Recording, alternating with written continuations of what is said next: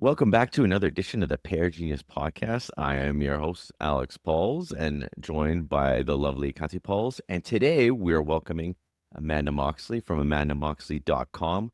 Comes to us via Jamie White. So shout out to Jamie White for connecting us and welcome, Amanda. You. Yeah. Excited to be with you guys. Yeah, it's going to be fun. It's a beautiful summer day.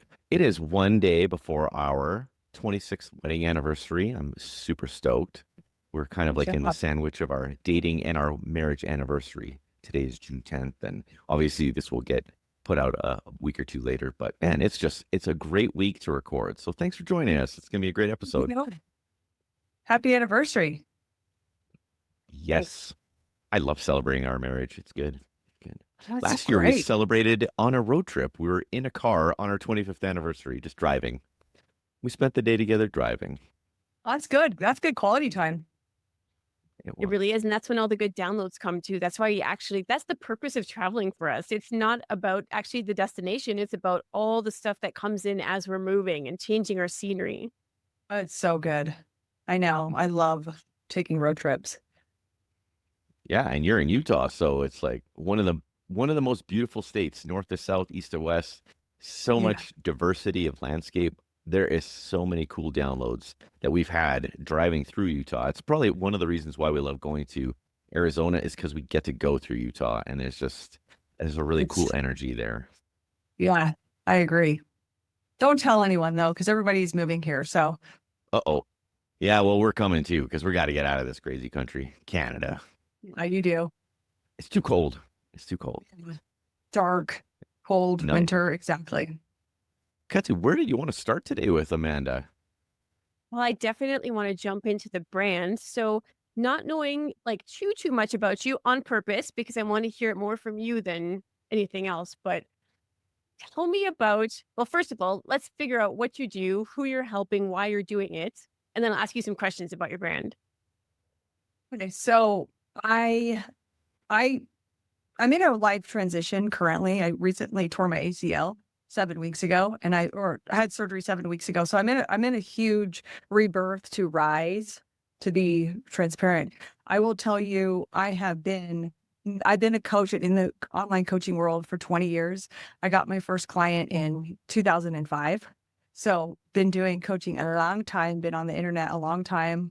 I first started out with a huge wave of holistic health. I was a yoga teacher as well as a holistic health coach. And I did that for about 6-7 years.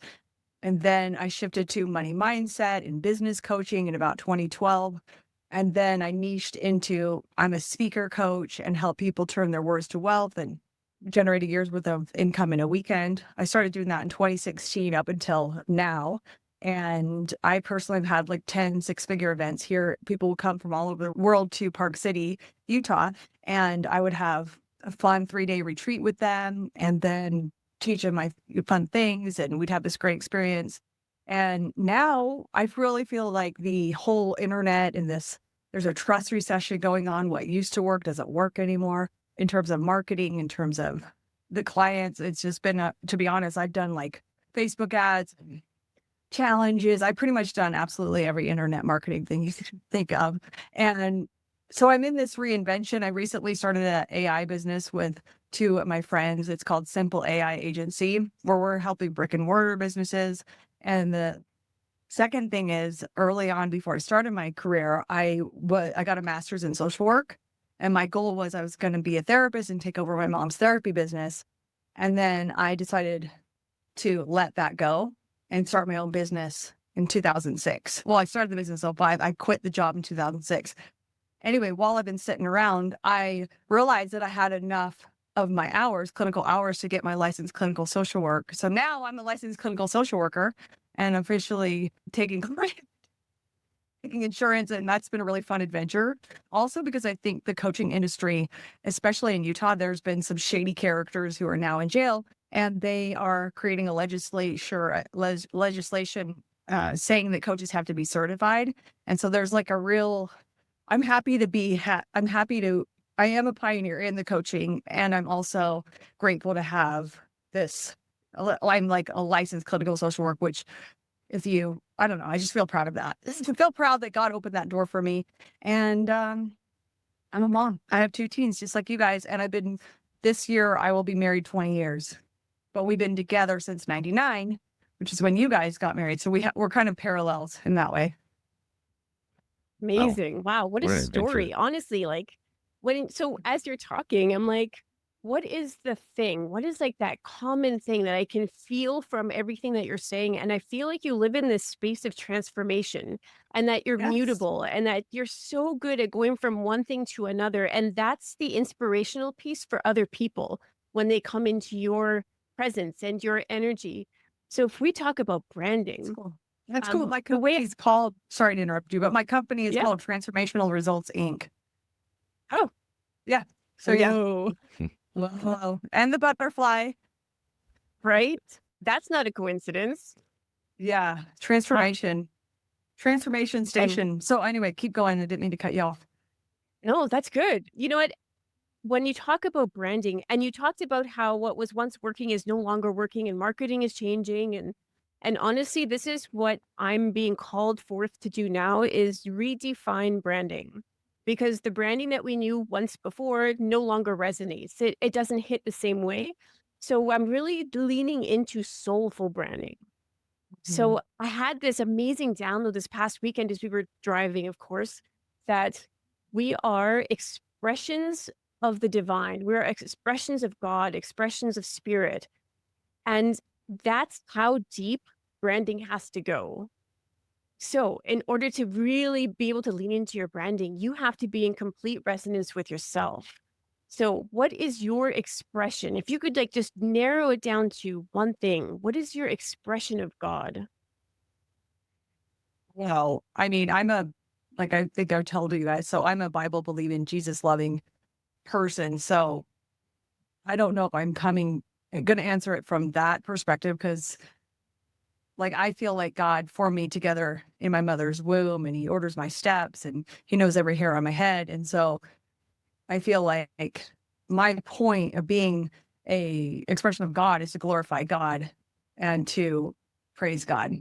So that's not the answer I'm sure you're looking for, but that Actually, ultimately it's to bring people to God, to tell people like, and I'm talking about Jesus, that he died for our sins.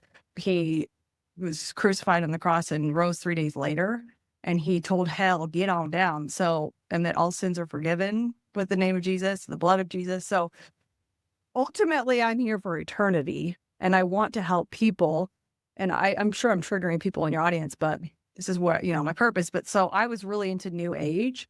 I was a yoga teacher. I went to India and I was like, my goal, because I'm very goal oriented, my goal is to get enlightened. I went to an ashram before it was cool, before Eat, Pray, Love. And I said, hey, my goal is to get enlightened. So I went really into yoga. Then I realized later on that I was bowing down to Hindu gods. And for me, I only want to serve one God.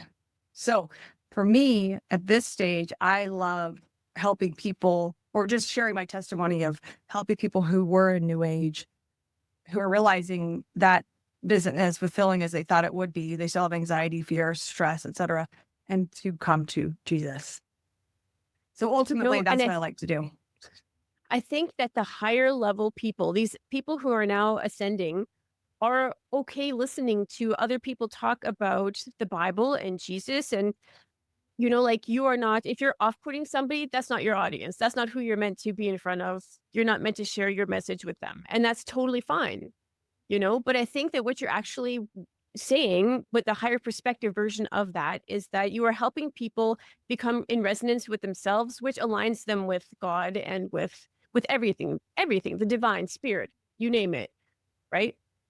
I don't know if I'm, in those words, but I would say a little differently, but yes. Ultimately, for me, it's like to plant seeds and share my testimony. I mean, that's just like a little side hustle I do. But in terms of business, I would say, like that's who I share when I talk about, and I really teach now from biblical principles because they're timeless and they're so relatable. So there's that. But in terms of business, I would say I'm an activator. And I'm definitely an activator, and my whole slogan, I don't really swear anymore, but my slogan for all these years has been JFDI, just effing do it. So I help people really take action, get clarity and take action. And then in that action, they realize it wasn't as hard as they thought. And through the action, then they're getting feedback. Is this in alignment or not? That they don't know until they actually take the action. Well, I think it's important that I would say most people don't attack business from the angles that you're attacking them.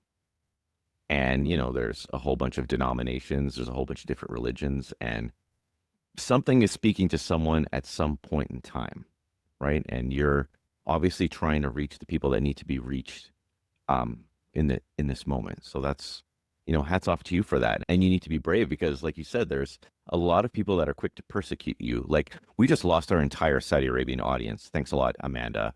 But, they can go on to the next episode, and that's fine. I don't know how big we are in Saudi Arabia yet, or You know Kuwait, what? but Actually, we'll get there. Muslims, I met a Muslim friend while walking my dog, and he's actually moving to Utah because this is one of the fastest growing Muslim communities, apparently. Long story short, his name was Abraham. And I was like Abraham in the Bible. And he's like, well, we believe in the Bible. We actually believe in Jesus. We just think he's a prophet. So I don't think we lost them. I think that they're like, wow, they get it. They're into the same story. But who knows? I like Muslims too. This is my dog. She's the one that introduces me to lots of people. Dogs are very helpful for Cute. that. Yes. Yeah. I'm going to bring it back to the word activator because I really love that word. There are so many people who think, all I have to do is have the dream and it'll just happen. And it's like, Right. whoa. But there's this whole activation piece. I don't know if you heard the story of I guess it's a joke, but the man who was caught in the flood and he was up on his roof and praying to God to save him. Right. And so a motorboat came by and is like, hop on it. I'm going to take you to safety. And he's like, nope, I'm not getting in. I'm waiting for God to save me. Well, it was like one after another, people trying to help him. And then he drowned and went to God and said, what the heck? I prayed. And God said, I sent the boat. I sent the helicopter. All you had to do was get on. Like there was no action follow through. He just sat there. I'm like, oh my goodness. So the fact that you're an activator is so great. Yeah, I mean, action creates results for sure. And feedback, action creates results. I mean, you might fail, but you fail forward, or you just get failure as feedback. So I really think that's where I get clarity, is taking action. And because I'm also I trust my gut. And so I feel, so like, I'll take the action. Like a lot of times I'll launch something based on an impulse or an intuition. And then I don't get anything back. So then I might stop because I'm a kid. That wasn't it.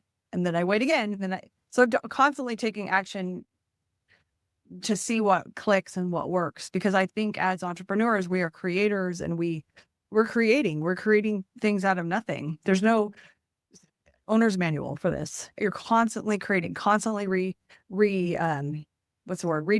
and just redoing everything.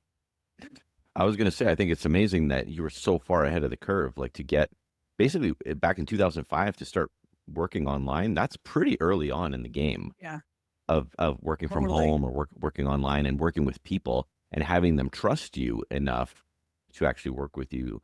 And then, like you said, trusting your gut and seeing what works and what doesn't work. Because I feel like that's what Katya and I have been doing a lot in the last 5 or 6 years. Like, we'll have this big straightaway of just awesomeness, and then all of a sudden the brakes get put on immediately. And it's like, wow, but we notice it right away when the things that were working so smoothly, so perfectly, no longer work. We recognize that right away, and unfortunately, we can't ride the tidal wave of once we figure it all. I feel like once we figure it all out and everything starts running smoothly, you got to take a turn, and the new challenges get thrown ahead of you. So true. It's like, this is not, entrepreneurialism is not for people who just want to be comfortable or just like set it and forget it. It's funny because over the last, 7 weeks, 10 weeks, I'm so sick of TV. I'm Netflix and all the things, but I watched this History Channel of innovation and the men who built America, and just to think about how they had to constantly innovate and they had to constantly look for the competition. And be ahead. And I thought, okay, at one point we just had the railroads. And then after the railroads, Rockefeller said, "Oh, wait, we actually need gas. We can make gas from this." And then that was the car. And then there was no electricity. Everyone just used kerosene, which came from Rockefeller. And then Edison created the light bulb, and then it was not just lighting the rich, it was lighting everyone. So there's constant innovation. And then, of course, like moving out west, like this is, I guess, capitalism, and it's also innovation, constant innovation. It is, to be honest, I feel a little burned out. Been innovating for 20 years. I'm like, maybe because I just turned 50 recently, and I'm like, oh my gosh, it's just not what it was. Back in the day, it was like so easy. Now it's like it's just challenging.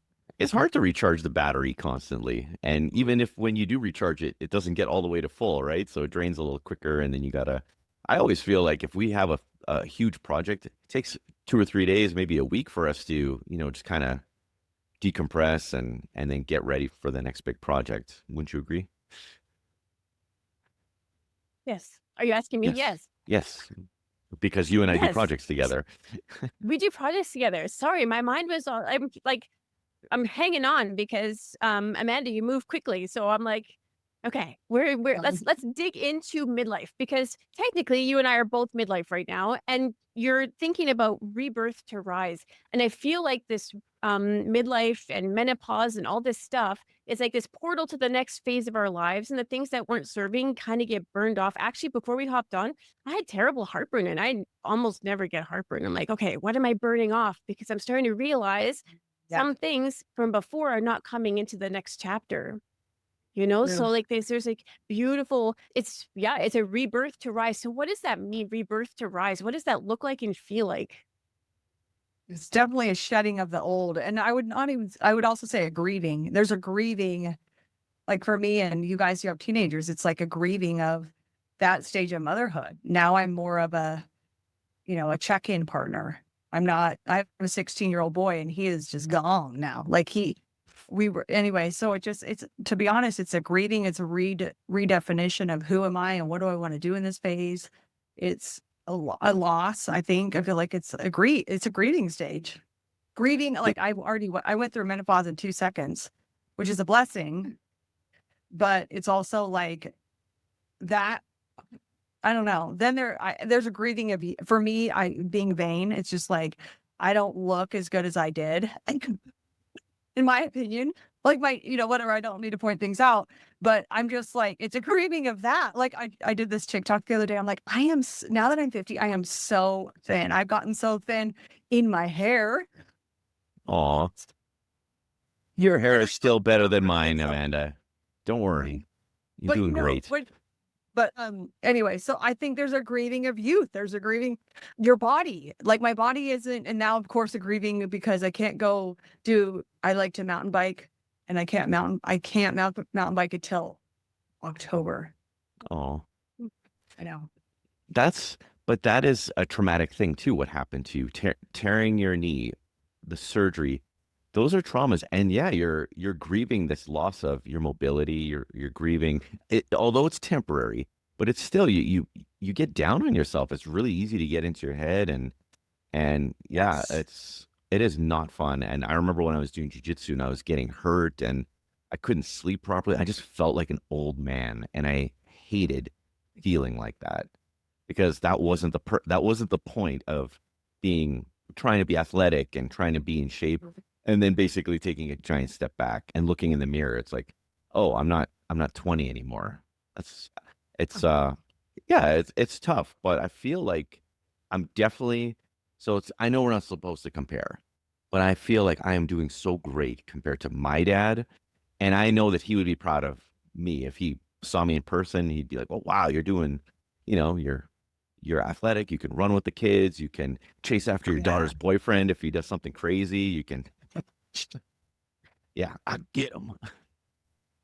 But I totally am with you with the grieving of the children. And it feels like when they're 16, instead of letting them go on the bike without the training wheels, you let them go in this 2,000-pound vehicle, and they just drive off, and I know. And they're free without you. And it's like, oh my goodness, I raised this little adult. Yeah. And it's like, it's a time of individuation, and I want him and my daughter. This is the stage they're in, and I honor that, and they'll come back around. But it's just a grieving because I used to be with them like 24/7. Mm. So anyway, Yeah, and now you're gonna have to spend more time with yourself, you know, yeah, and to remember that grieving is temporary. It's like, oh, hello, grief, welcome to my door. You're temporary. And then you're gonna move on through, and through that, you're gonna be birthing something new. So even though we've technically lost our ability to birth with menopause, we're birthing something completely different. And we're meant to contribute back to society in a very profound, wise way based on the experiences that we've collected up until now. So for yes. your next phase, the next part of your business that you're birthing and all these things that are coming in, tell me about the color blue. What did it mean before, and is it coming with you for the next thing? I would say I love blue. I could go swim in an ocean right now. So I love blue, different kinds of blue. I think it will come with me. I think I love yellow. It's kind of, I love yellow. I love blue. I like red. I like pink. I don't like purple as much, but oranges, golds. Yes. Okay, so you like the vibrant colors. Yeah. Summer. So one really great thing I did early on in my career, 2007. So it was like 2 years into the business. I hired a stylist, and because I had gone to 13 years of Catholic school, and I had to wear a uniform. So I never knew branding, colors, whatever. So she gave me like a little, these are your colors kind of thing. So you won't find me in black too much or brown, like the autumn colors. I'm more of a summer and spring vibe. Nice. So when I was going through your testimonials, a lot of the same words would come up, like vibrant and spicy, and brilliant. And I'm like, I would totally pull in more of the colors. Like blue is so beautiful, but bringing all the colors that love you and light you up. And I think that'll be so nicely reflected with the things that people have said about you. Testimonial is like branding gold. Ooh, yeah, that's good. Thank you. Yeah, I had my current website was done in like 2016. Something like that. It's gone fast. And I did a branding guide with a gal named Becca. What was her last name? I can't remember. Bergren. And we actually met in Hawaii. We were living in Hawaii for the summer, but we met on Nice. Instagram, and then we both realized we were in Kauai, and we were like literally like texting each other on the beach at the same time. But we didn't know, like she was over there and I was over here, and I was like observing her. Anyway, so she helped me out with that in a long time ago. So yeah, I think it stands true. It's just like those beachy, warm colors. I love it. Yeah, I definitely got the beach vibe from your brand for sure. Yeah. Is there something that you are not going to be doing in the future that you were doing recently? Is there something that's Yeah, falling by the wayside? I'm not running Facebook ads. I'm not running them to a webinar. Okay.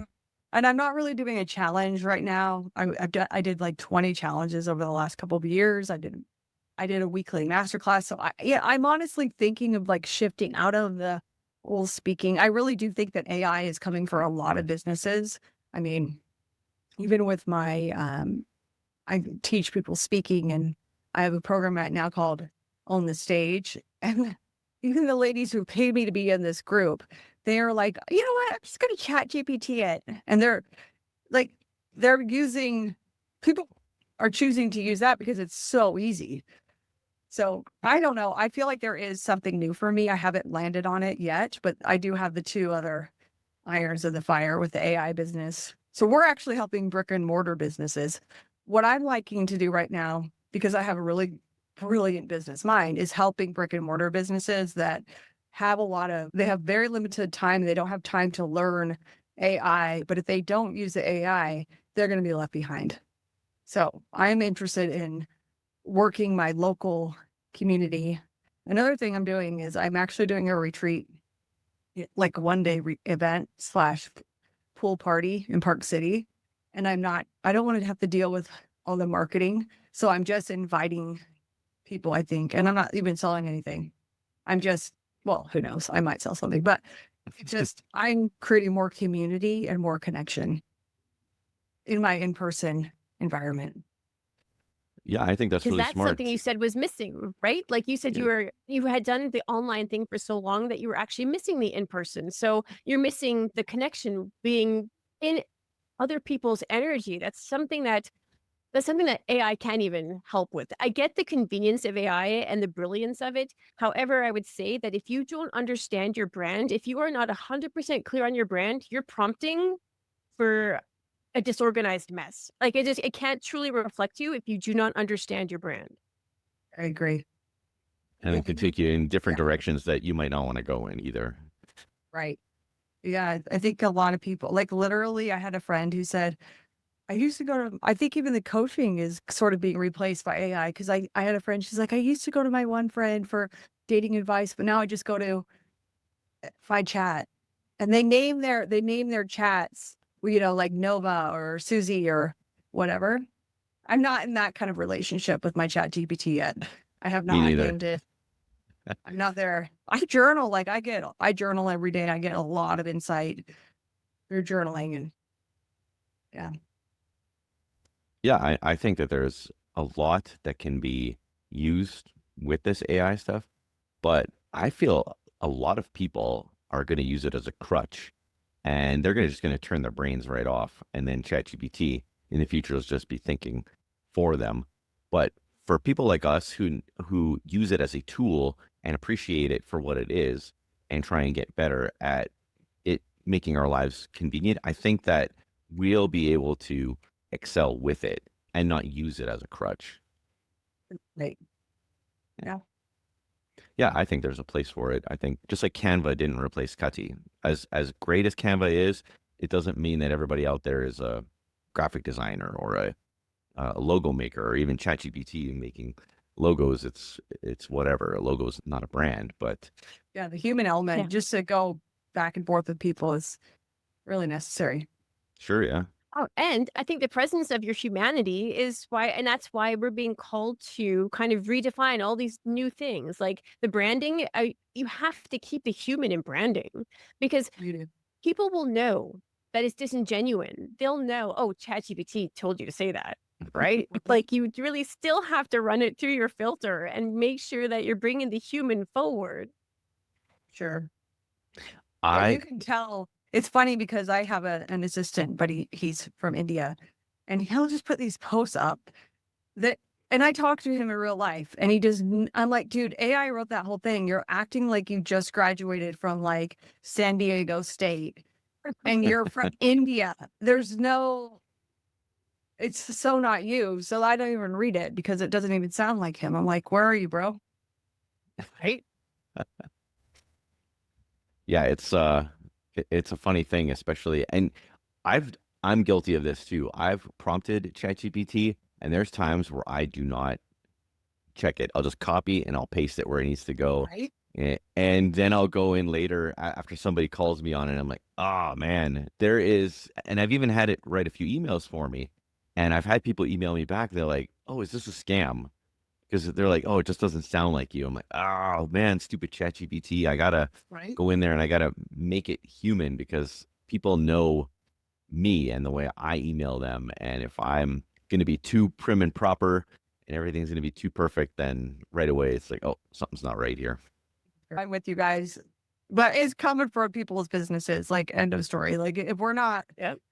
but it's funny because the boomers, like my parents, they're like completely skeptical of it. And they're like, what is, and then like, they felt the same way about Facebook, but now the boomers are like, at least my parents are like on Facebook time.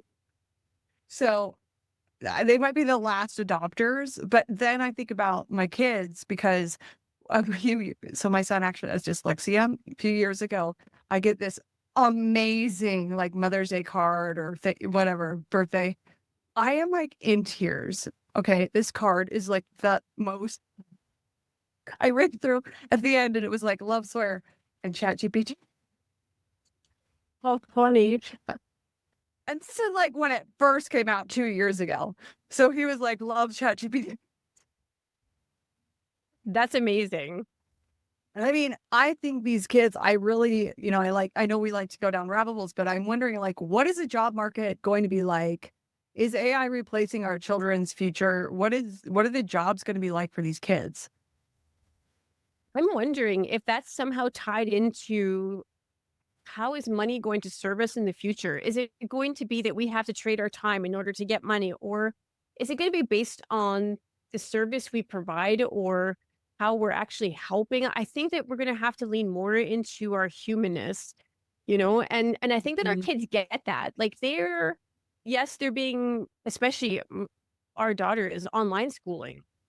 Oh, wow. So she is very disconnected from people. She is using Chat GPT a lot, so much so that she was doing a math problem and she was frustrated. And Chat GPT said, "Oh, don't worry, you're doing great." And then she started crying. She's like, "He made me feel so good." I'm like, "Oh my God, what is the future for our children?" But I think they've got it. I think that this they understand, and it's a tool, and the way that they're going to be showing up for people is going to force them to dig deeper and to show up more in a human way so that they can connect. I think connection is a big piece of the future.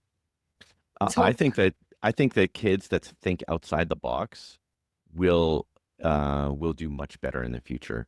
I think that the school system, like the way we were taught and even the way they're being taught right now, it's not serving anybody really. Like this memorize and repeat, just learn a bunch of crap that you don't really need. I Really. mean, ChatGPT can teach you everything you need to know in probably 10 minutes. Like whatever they were going to teach you in that day, ChatGPT could probably Hopefully. teach you in 10 minutes.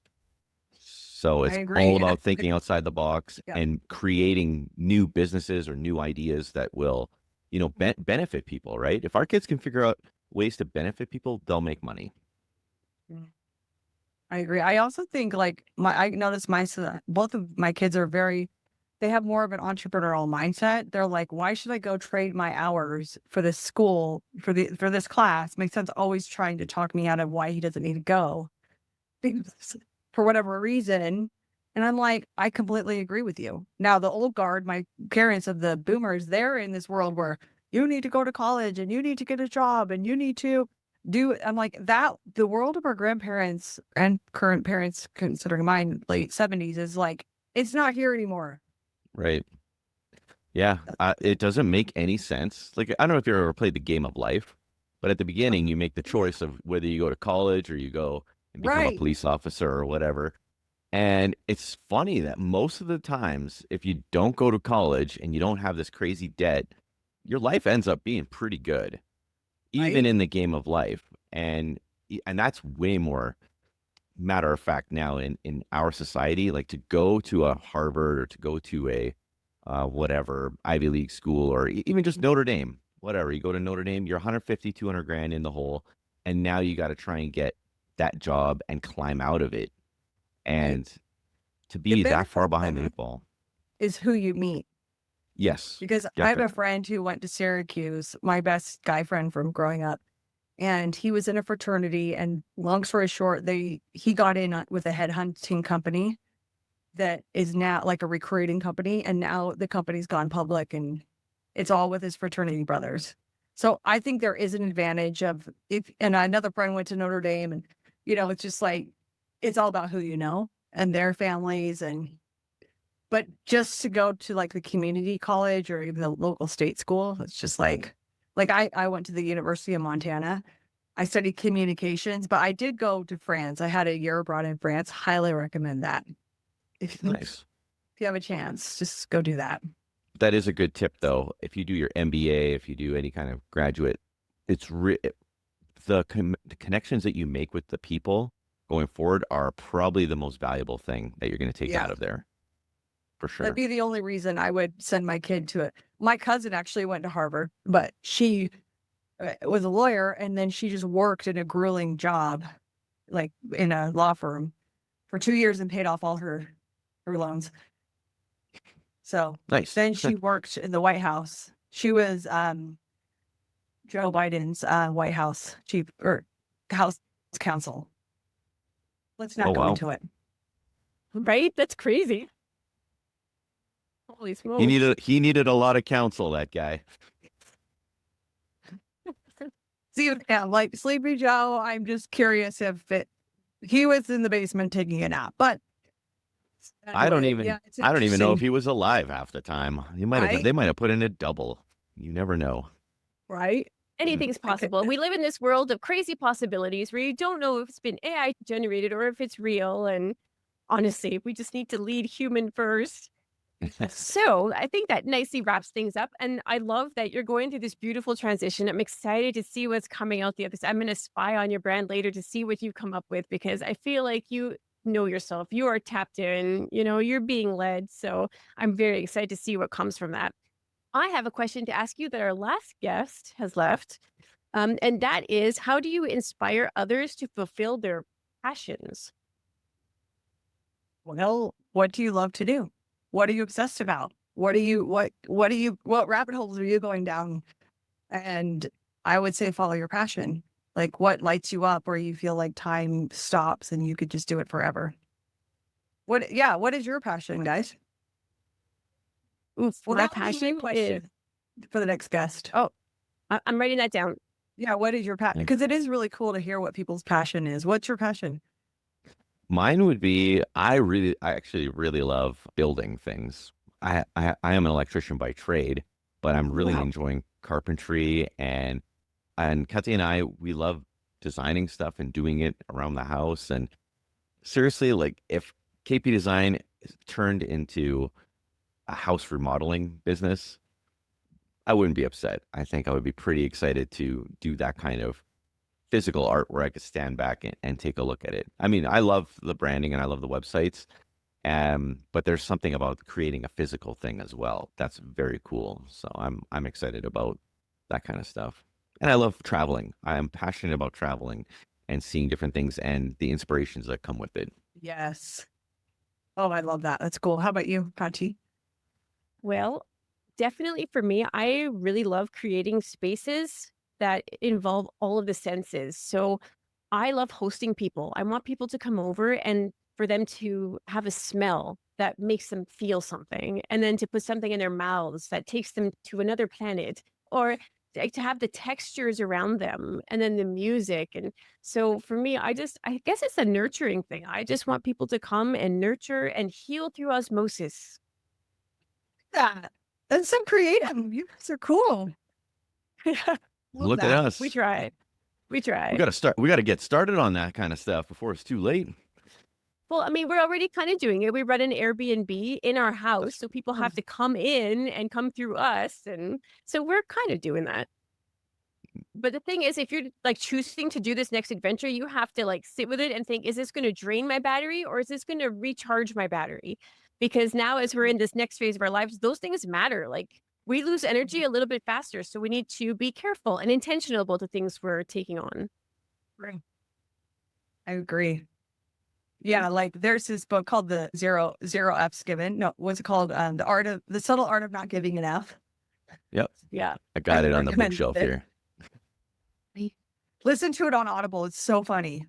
Oh, cool. I Yeah, didn't. so many F's you can give. Okay, we're wrapping. Nice. So, amandamoxley.com. What's on the horizon? Is there anything that's coming up that you want people to check out? Or you got a book that you want to promote or anything like that, Amanda? I got it. I got anything. I'm open for business. So I'm just kidding. So I'm doing a women's retreat August 2nd in Park City, Utah. It's like Okay. secret, but if you're interested and you're here, let me know. And then I would just say follow me on the social media. Go to I do have a Wealth in a Weekend masterclass where it teaches you how to generate a year's worth of income in a weekend. That's I all could use on. that. I could use Yeah, that. I know, right? AmandaMoxley.com. And I have my book, Six Figure Speaker, on there. I have another book called End Your Money Drama on Amazon. And yeah, be happy to connect with you guys. I have a YouTube channel, Amanda Moxley. Everything's just under me. So you could find me that way. Cool. I have Nice. subscribed already. I can't wait to check it out. Yeah, I just released a really good one about this guy who was an ayahuasca shaman Oh, in Peru for 8 years. And he had an encounter with the one and only Jesus Christ and left all of that. Because a lot of people, I'm sure that watch this are probably into the plant medicine or been open to it. So watch that interview It's got over 700 or 800 views already. It just Oh wow. Nice. released. Yeah, it's like jaw dropping. You gotta listen to it. It's all Do interesting that. stuff, and I try not to judge anybody's journey. If there's any wisdom that has Mhm. come to me, it's that everybody's on a choose your own adventure, and who the heck am I to judge the adventures that So somebody true. else chooses? I don't want them to judge me, and I know that I'm going to make a whole bunch of weird mistakes and goofy things, and hopefully at the end of this experience, the good outweighs the bad. But yeah, there's all sorts of interesting characters out there that we can learn from, especially as time goes on and they present themselves to us. It's kind of the amazing thing about where we live. It's the things that we're looking for, we end up finding. True. Seeking you shall find. Well, thanks you guys for having me. You Yes, guys are going to thank be you. on my podcast next. It's true. So thanks to Amanda and thanks to Kati. And I just want to remind everybody to like, subscribe, and share with everybody to live your genius. And we're going to see you on the next episode. Thanks, everybody.